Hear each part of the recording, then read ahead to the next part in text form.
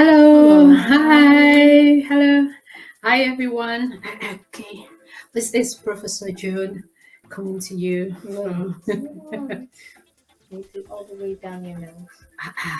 This is Professor June coming from out of UJ culture. Anyway, no, this is Mommy Jane, not Professor June, and you are, Okay. and Picture.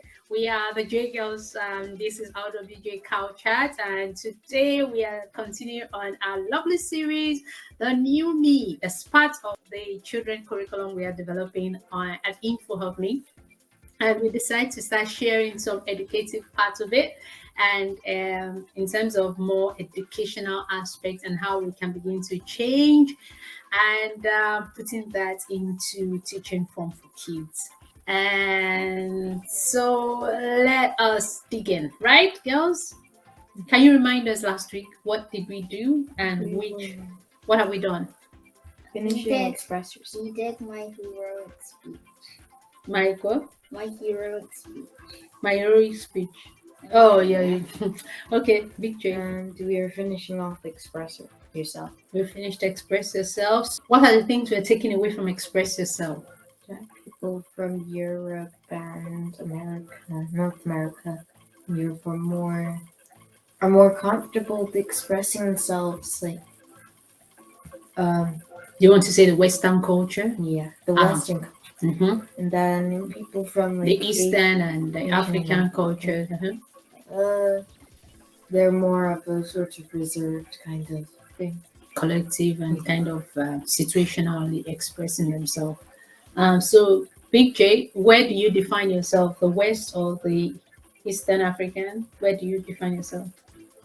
In between, exactly. And so that's the challenge for kids that are born with parents from the diaspora or kids that are born with mixed race family, diaspora abroad. So kids that are these are kids are born from the diaspora parents or kids that are mixed race. That's the challenge they have because they have to blend the Western culture they are born into or they are living in with the Eastern or African culture their parents are used to. And so that is where the divide comes in terms of how these children have to express themselves. And so when we get to school, you see children from different backgrounds interacting with themselves, and you begin to ask yourself, why is A expressing themselves well and B tend not to? But we are not going back to express yourself today. If you want to know more about express yourself, check our video on YouTube, on Facebook, so that you can educate yourself more or educate children around you. Okay, so let's begin. So we'll continue today's discussion as we begin to discuss the slide we've prepared for today. We're talking about changing perception. So today's topic, we are moving from express yourself to change perception and your culture. For me, it was a very, very good educative topic for me to research on, especially looking at it from the cultural perspective and just looking at it generally. And for the past few days, I've had one or two experiences that have actually helped me to understand this topic more. And the goal of this discussion with the girls is to not just to teach the girls about changing perception, but the goal is that every listener to me today will sit down, reflect on themselves, and think of every encounter they have with people, reflect on those encounters to help them to change the perception and to help them to reflect and examine their life more personally.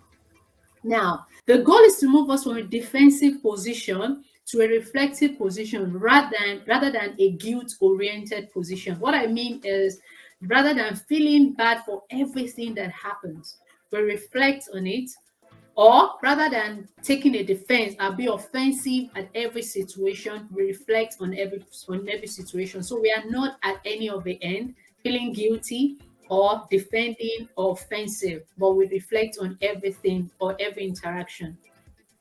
I am a very great believer in that, in accountability. One of the things I do in terms of accountability is every situation I have a circle of friends that I discuss with and I say, tell me the real thing. Did I mess up here? How did I behave?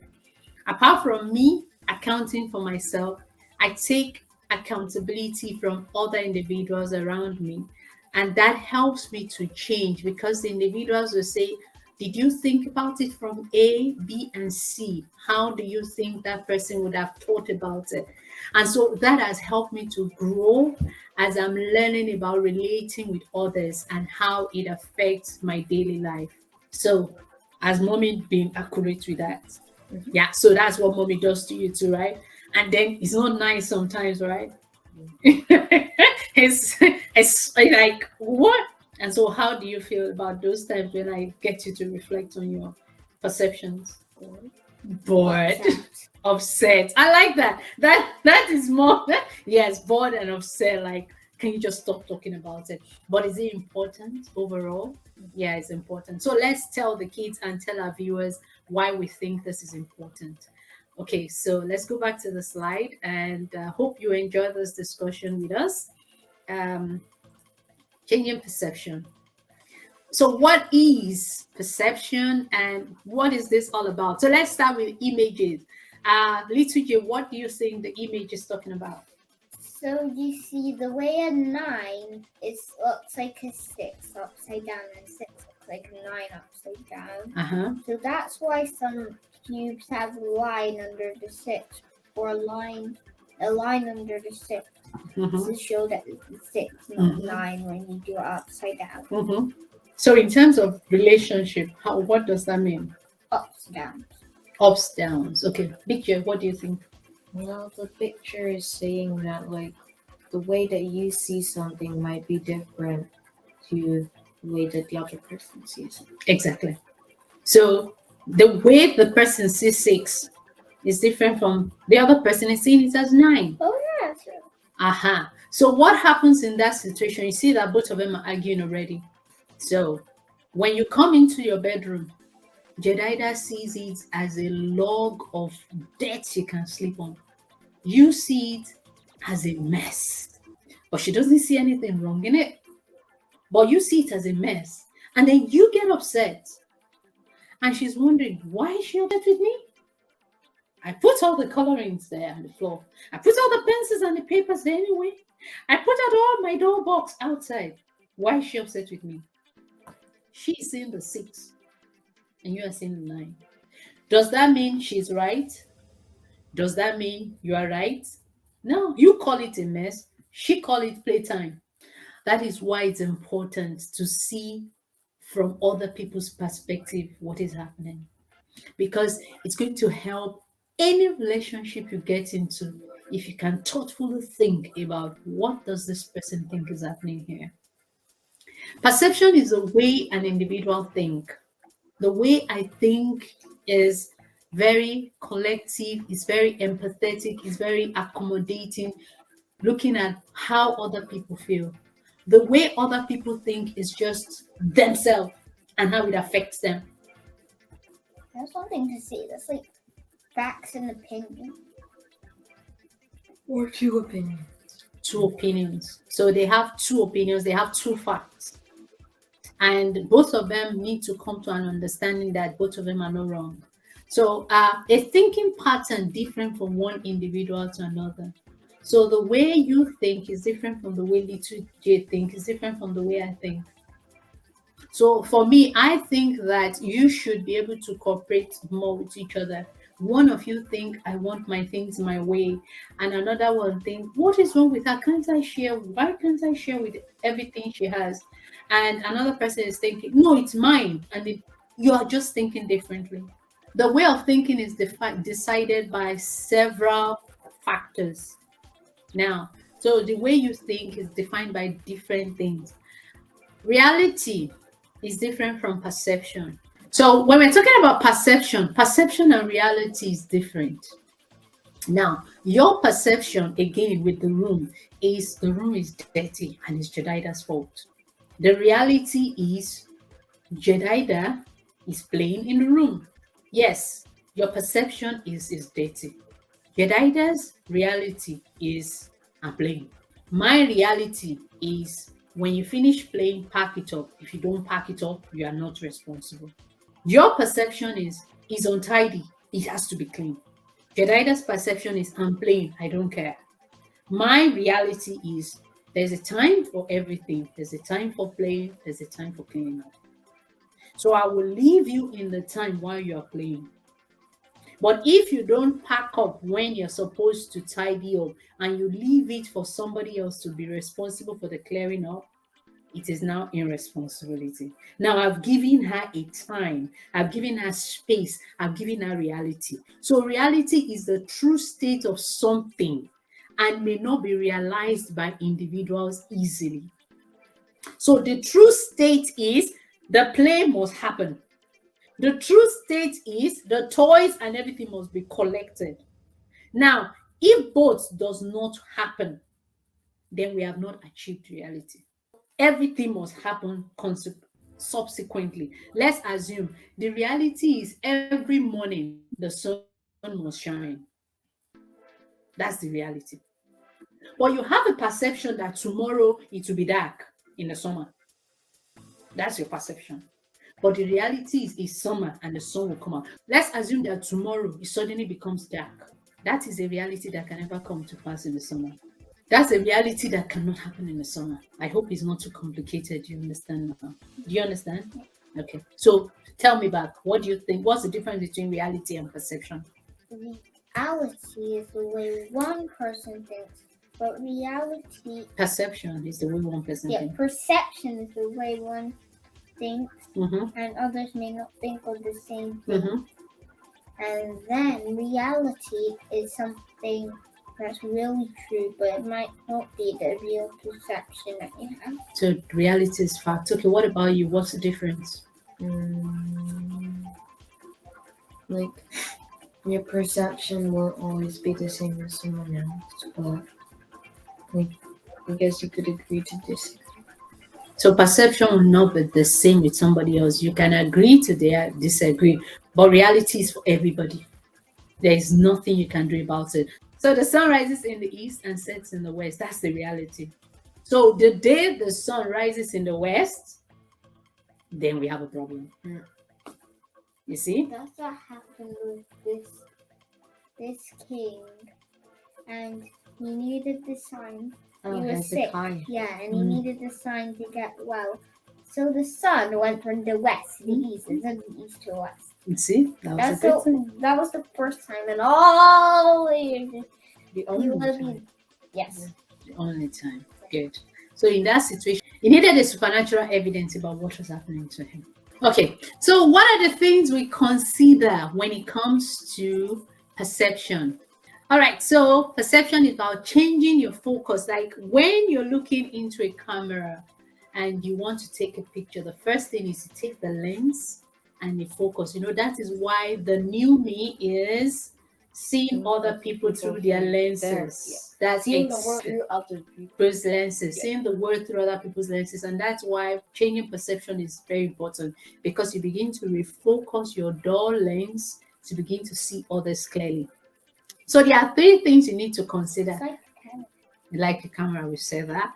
So the three things you need to consider is the characteristics of the perceiver, the characteristics of the perceived, and the characteristics of a situation. We've discussed that before. Tell me, just explain that to me from what we discussed in the first slide.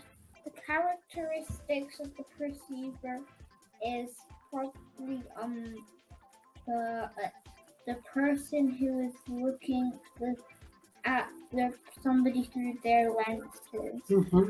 And the characteristics of the perceived is the person that the other person is looking through their lenses. Mm-hmm.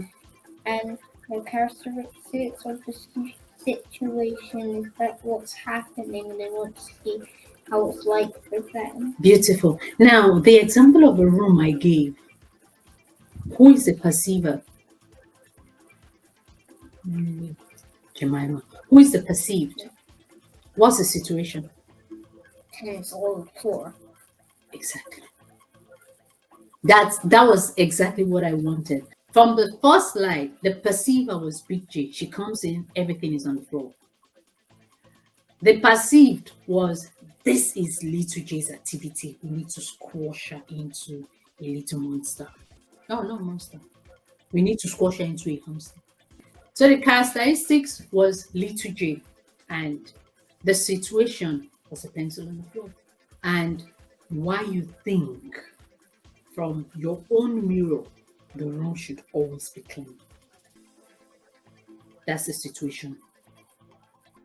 Now, these are the three things in every situation of perception. These three things must occur. If these three things does not occur, perception have not occurred, and a change can be implemented. So these three conditions must have occurred for a change to happen in a perception. So there's 5 stages of perception.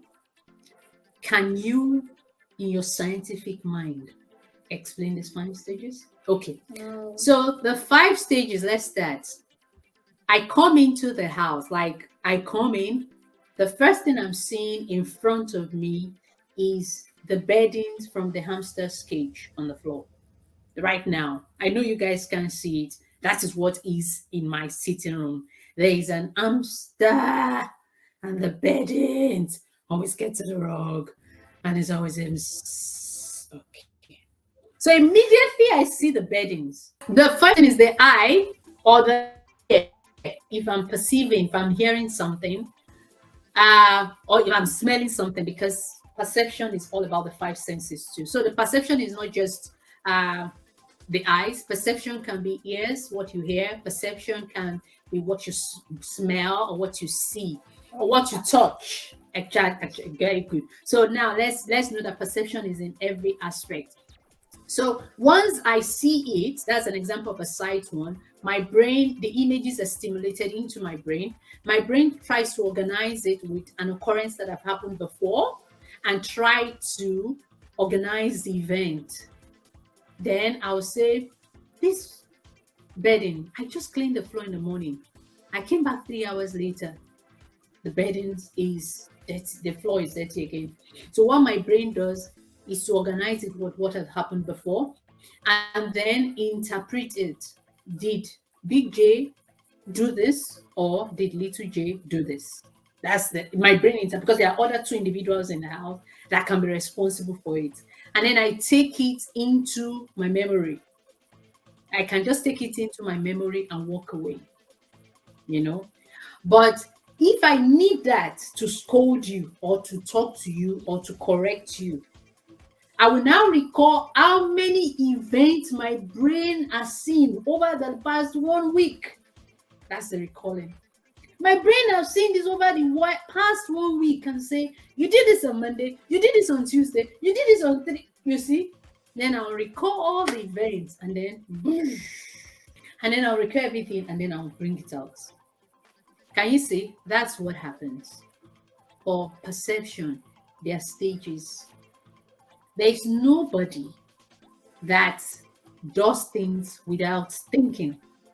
Like people that say first impression to judge. No, they've already had something that they recall after their brain has interpreted that individual.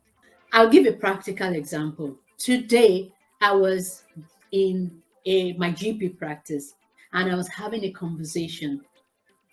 And the lady interpreted my loud personality, which I have, as shouting.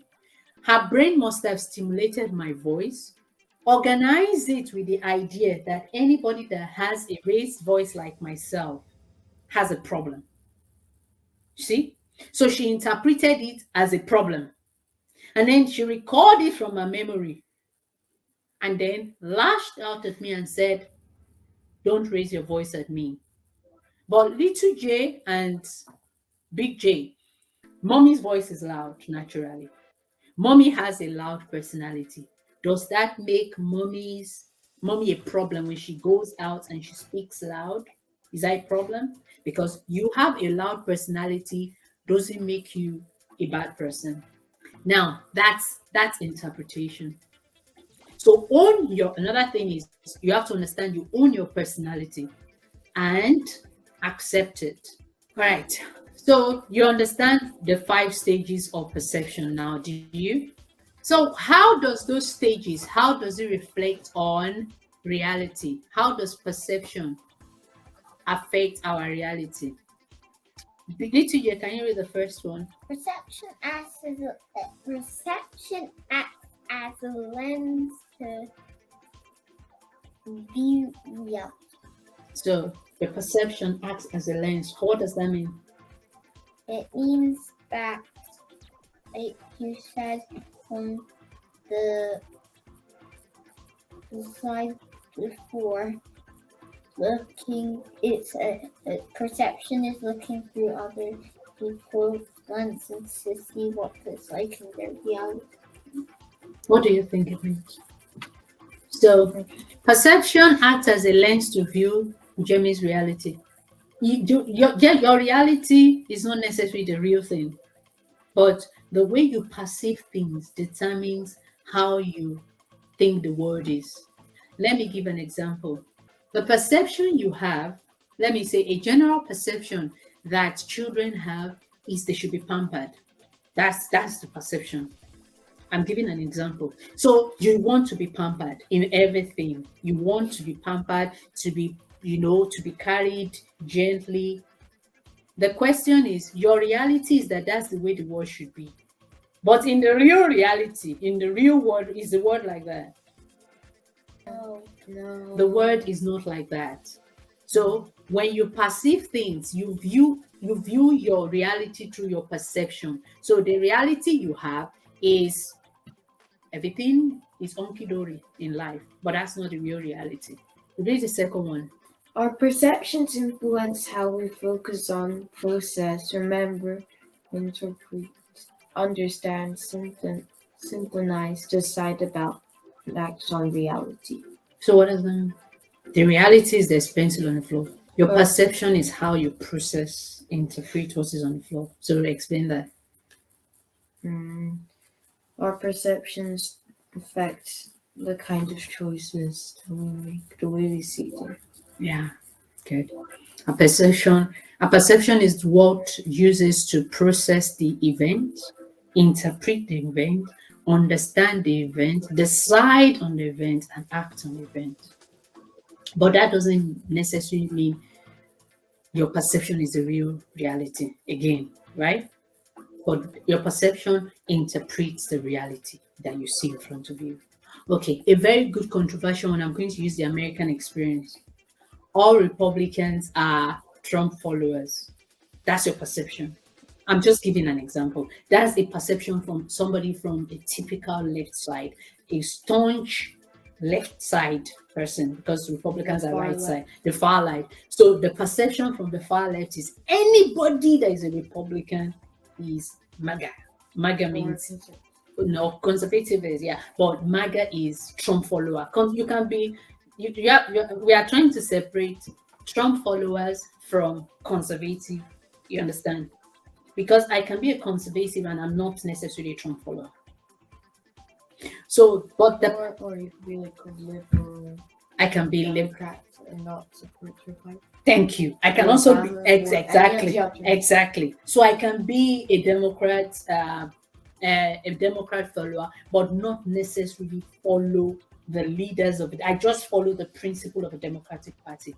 Now, that is your perception. But the reality is not everybody that is Republican that is with Trump. That's the reality. But the perception you have is you come on, you pick the microphone. Oh, mega followers are Trumpers, you're Trumpers. You see?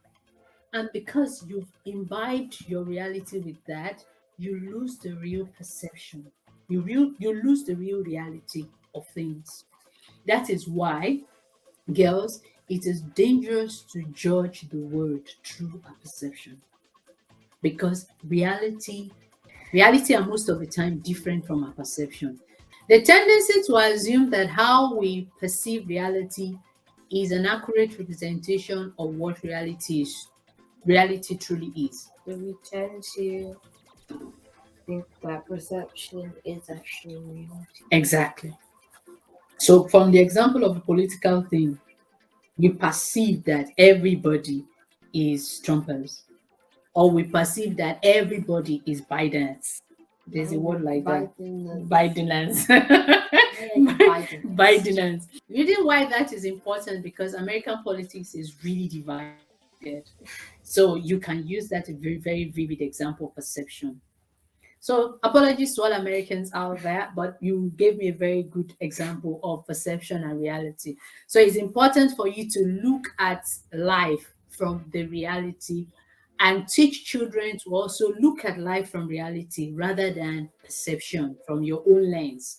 But sit and evaluate things. When you see an headline, whenever I see an headline, what's the first thing I do? I fact check that. I forward check, I fact check. The first thing I do is once I see a headline, I'll say, oh, they've come again. The next thing I do, I go and look for the opposite view of that news. I do not take the headline first because the word gives you a perception, or the headline gives you a perception which might be completely different from the reality. I give you an example. When the Ukraine and Russia started, the first thing I did was I refused to take a side and I went to start investigating and researching on the reality of the situation. And up till today, I don't have a side. Up till today, I choose not to have a side on whatever is happening between Ukraine and Russia because both sides have their wrongs and their rights. Even though one side did it a lot more aggressively. Yeah. But both sides have their wrong and their right. I do not, that's why the way of my reality is if one side was completely wrong, I would just face the good side. But immediately I spotted that the other side is also wrong. Now. Exactly. She just gave me another one. Yes. Another one is Johnny Depp and Amber. Yes, when I saw the headline of Amber and accusation of her husband, my first idea was, no, I need to find out. And immediately I found out and I read about the court case in London and, all the other ideas people were bringing out, I refrained. It was just recently I began to realize more that I'm so happy I didn't take a side then. Because the reality now is completely different from what was there before. Parents, adults, kids, be very careful how you make your perception reality because it can be completely different. And that's very important when it comes to cultural awareness and how we relate with people from different cultures. What is the effect of perception on conflict? Big J, this is very important to you. I need you to read that cartoon.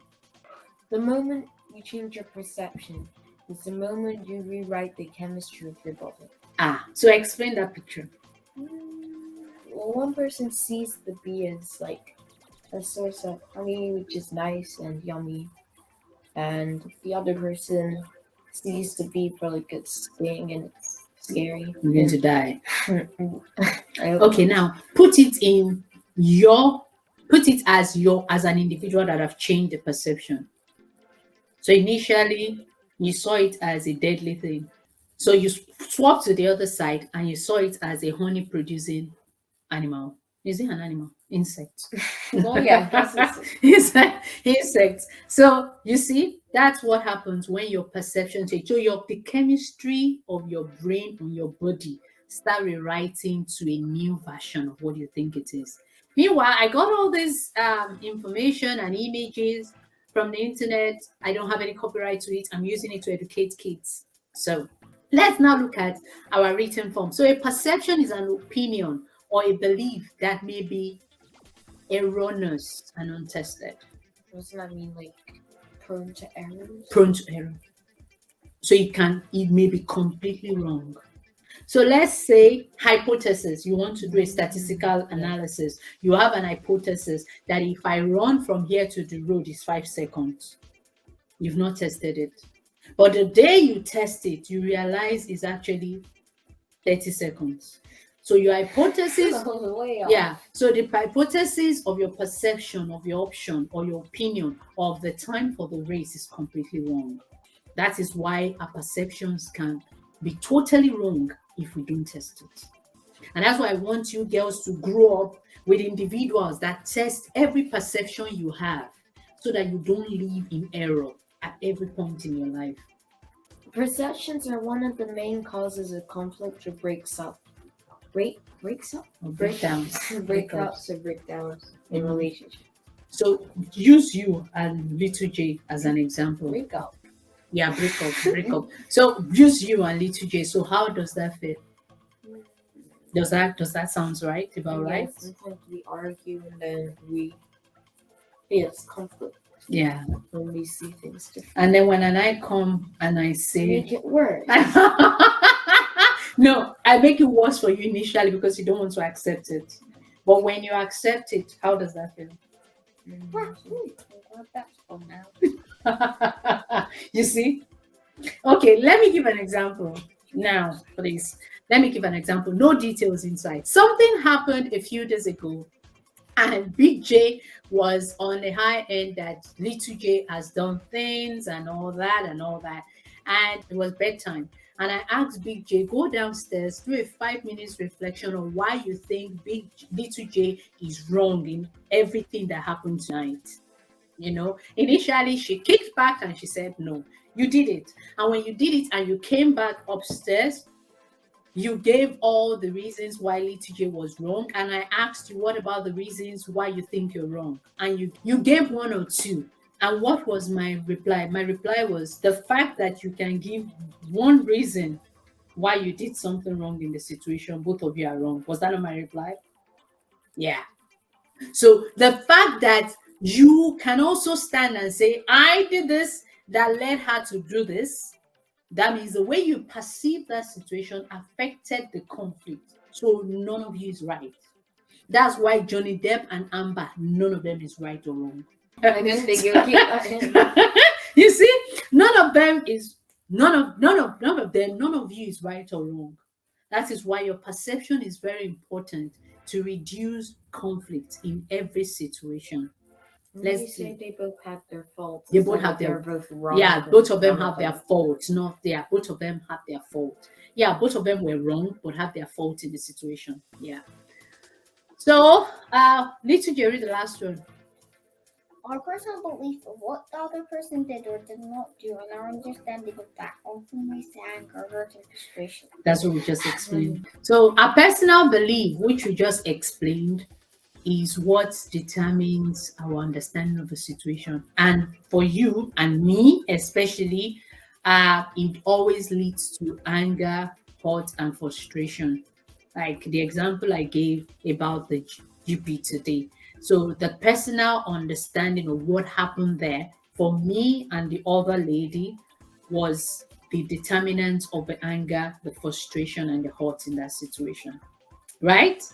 And so it's important that we clarify that because it would help us to deal with conflict. Now, when it comes to conflict resolution, the main reason why there's problem when it comes to conflict resolution is because of the effective perception. So A sees it as death, B sees it as honey. So does it matter? Just as our perception influences how we respond to the world around us and interact with others, so too can our belief and attitude affect how we perceive disabilities and those who have them. Differences or disabilities. So can you see? Mm-hmm. One person might see it as a woman. Yeah. The other person might see it as a man with a mustache. That male? Man with a mustache. A man with a mustache. Where's the man here? Where's the man? He's like, Where's the man? That's his eye, that's his nose. Really? Mm-hmm. And that's his mustache. Like that. Really? I can't even see it as a man because the first I just saw it as a lady. Did you see it as a man? Show me again. Show me again. Nose, nostril, closed eye, mustache. Wow. I see. Or it's like some kind of weird warlocks. So what's this in the man? I don't know. A nose hair? See, that's what affects our beliefs and how we perceive other people around us. So it does matter. It's very important how we perceive things, because it affects our response to the world and our interaction with others. That is why, as an organization, we decided to help children to reflect on themselves and to think about how they relate with others, especially from the aspect of cultural awareness. Last week, we said we have several of these books out, no, several, four of our books out already. We have Change Perception, and we have Express Yourself, we've done last week. And we have another one called Confidence, and other ones coming in the pipeline. And the Cultural Awareness Journal. Yes, the Cultural Awareness Journal is for bigger kids or older kids, but gives them a very good analysis on reflecting on how they interact, how they perceive other people, and how they express their culture and the cultures of other people. We want our kids to be grounded. We want our kids to accept other people in spite of their differences, not take their differences and not be pushed by their differences, but accept other people's culture. Emphasis is cultural awareness and their differences. So let's continue. Now, does it vary? Does our perception, does it vary? We've talked about it already. So this is very easy for us to come through. Little J, what's happening in that picture? So it's like the 6-9 thingy. Mm-hmm. So this lady thinks the cup of water is half full, Mm-hmm. and the man thinks it's half empty.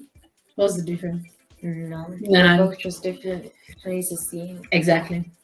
So in terms of conflict, both of them can argue from now till next year over that.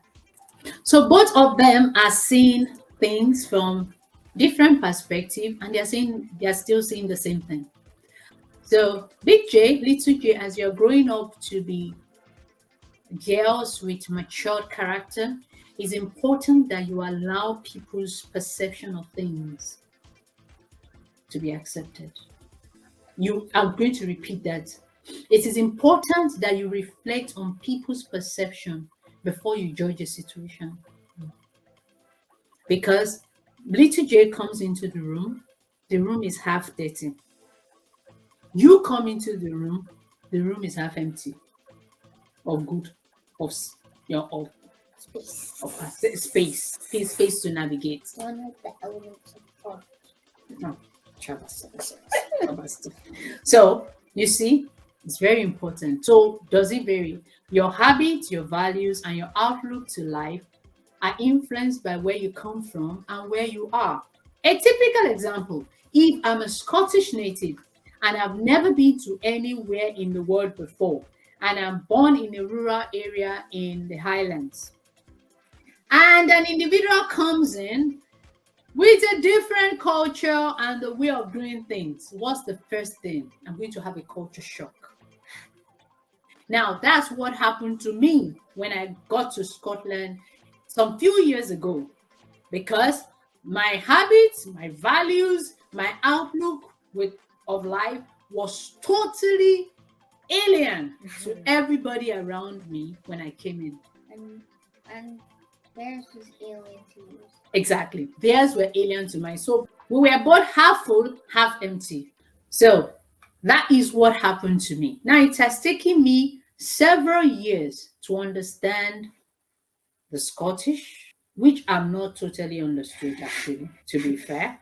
And it has taken them several years to understand that I have a loud personality that is joyful, that is harmless. So you understand.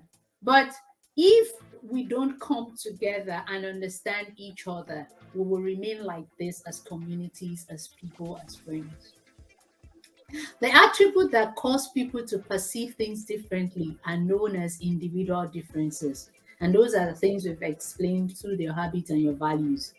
Attribute that causes different people to perceive things differently. So attributes are things that causes people to perceive things differently. Somebody might like short skirts or wearing clothes that show all their bosom. So that's their value. But I come and judge them. I might see it as wrong, but they don't see it as wrong. So it's important that you enjoy who you are without condemning another person for just who they are. So I have some friends that are very happy to show off what they have on their chest anytime, any day. And I just accept them because that's who they are. And I can't show off anything in my chest because it's not for anybody. It's not for sale. So, it's not for sale. Can we change their perception, Big J? It's difficult to change your perceptions when they're ingrained. What does ingrained mean? Ingrained means tied inside their brain. Remember when we were talking about the stimulus, the 5 stages? When they see their brain organizes it. So the stage of organizing it with past experience is that they go and recall what is already there. Now, when you say somebody is racist doesn't mean that they look at you and they just hate you because of who you are. They look at you because they take the picture, your image, take it to their brain, organize it, interpret it, and recall it with the memory of what they've stored. That people from this part of this country are gutters. Yeah, because somebody has called me gutter before. So that people are gutter. It's a weird thing to say because a gutter is like something that's on the side of a thing. Exactly. So that person perceives everybody from my culture. So everybody from my culture as that place. So that is now an effect of racism because that idea has been ingrained in his brain that everybody from that part of that culture are gutter people. When you see people act, the first thing, ask yourself, where are they interpreting the actions from? Perception are even harder to overcome than what most people realize. That is why a demonstration can change racism. Demonstration can change prejudice. It can change laws. It can change policies, but it cannot change people. Except that people decide to change their brain. You see that picture? They begin to unlearn. Exactly.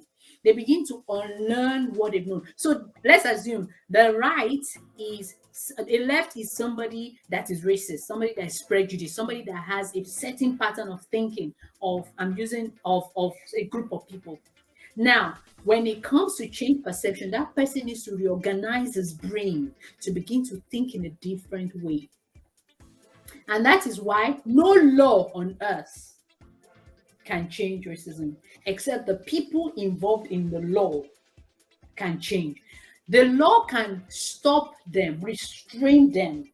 Like they say, if you assault somebody, you go to prison. But that doesn't change the fact that in your brain, even in your prison, you are still thinking of assaulting the next person you see. His brain looks like a monkey's ear. Exactly. So do you girls understand what I mean? So it takes you, a person, to define. That's why the third stage says it's definitely possible, but it has to be done with a combination of steps, and that means you are doing a 180-degree turn. So if you think like this, you are completely going all around to begin to think like this. If you think like this, go this way. I didn't say you go this way. Stop. If you think like this, you go and turn this way. Then you have an 180. You change your perception completely.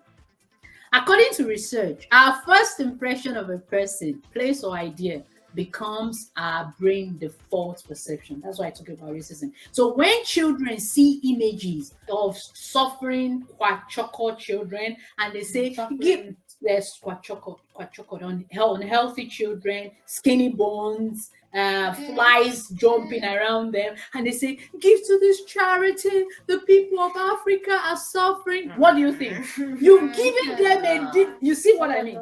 Now you see, that is why that person can think gutter, because the image he has built in his head about people from my culture is they are beggars, they have flies all over them, they jump on trees, they live on trees. You build a tree house in the tree. Exactly. No offense taken. You understand? I'm not offense. It's not offense. It's because of what that person knows, and it is based on their first impression, the idea, and that has become their default perception. Now, I'm going to say again, use my personality. I am a very loud, nice, beautiful lady with a lovely dimples. Yeah. Now, if I go somewhere and I laugh, aha, All the windows break. yeah. If I go if I go somewhere and I laugh, what happens? Everybody turns around to say, "Whoa, who is that person laughing?" Because I'm so loud. Now, now, yeah, I don't know how. Yeah, making have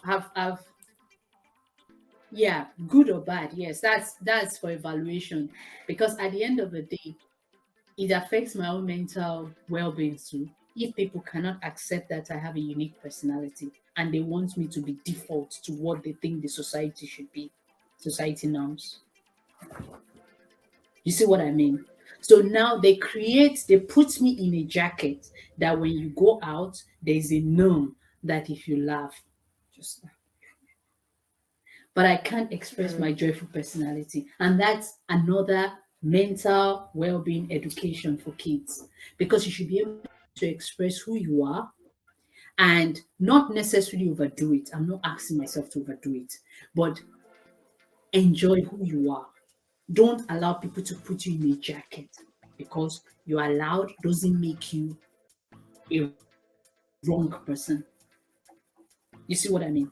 I'm not justifying my loud personality, but I'm simply saying that if I allow everything that people say about my loud personality to affect me, it is going to give me another mental breakdown, because I am being judged by every other person's standard and not myself.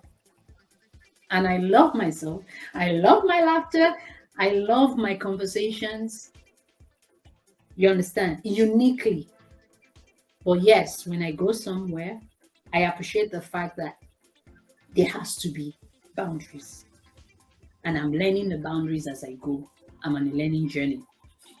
And so the first impression now becomes a default. The next time somebody sees me, wow, that loud laughter lady. And if you don't like loud laughter, you just put me as a negative box in your brain. And the next time I do something, whether it is wrong or right, the next thing you recall is my loud laughter and you tag me. That's exactly what happened to first impression. That is why, yeah, we are doing psychology anyway. So, Big J, Little J, what have we learned today in terms of perception?